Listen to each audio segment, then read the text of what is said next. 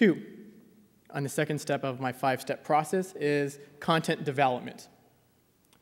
Being able to create content that fulfills the user's objective. The way you do that is you identify your users, which you've done in your communication plans. You identified your segments, whether it's a freshman, transfer, international, military, whether it's out of state, whether it's in-state, whether it's online users, whatever the case may be, is that you establish and identify your audience. And because you identified your audience, you can create your communication plans, and you can create your user flows. And your user flows come directly from your communication plans.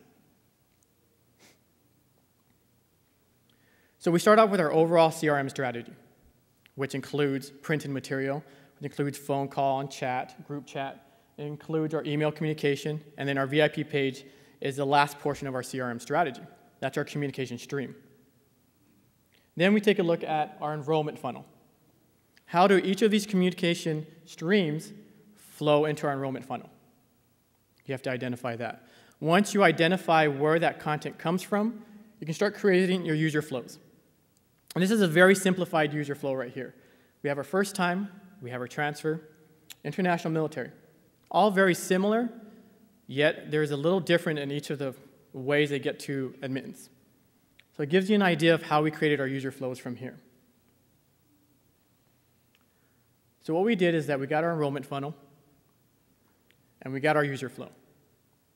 And what we had to do was identify content that goes with each of these steps and each of these stages. So here's our first-time student user flow for our VIP page.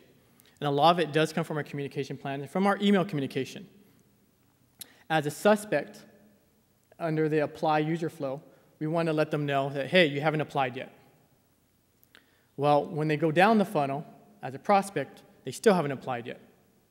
So we write them, hey, we know you haven't applied yet. Again, this is very simplified. Then they become an applicant.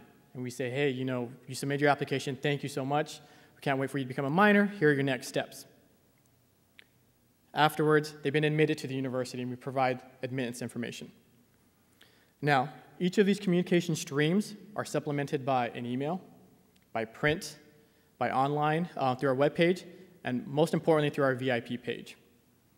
Each of these communication streams is filtered on our VIP page based on their enrollment funnel and their enrollment stage. So that's how we were able to filter out our VIP page. Once you have all this information, and you can put it on a wall, you can do it on a spreadsheet, however you want to do that, you should be able to visualize your VIP page. So then, as August comes, September, October, November, you should be able to outline what content is going to be on your VIP page at what time, under what behavior, under what stage. So what I call that is stacking flows. You stack your enrollment funnel, and you stack your user flow. And what that does, it gives you a roadmap to creating content for your VIP page. The way you do that, too, on your VIP page is that you have to articulate your content. Articulate what you want. You want to be able to have calls to action in every piece of content that you have. If you don't have a call to action, then that content is missing something. And lastly, is you want to remove friction.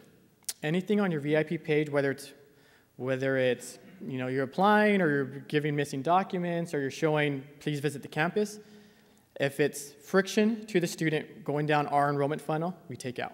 No matter how much it looks cool on there, how much it looks fun on there, we take it out. You have room at the very end to put all your fun stuff at the end, but our goal is to make sure that every piece of content is associated to our CRM strategy.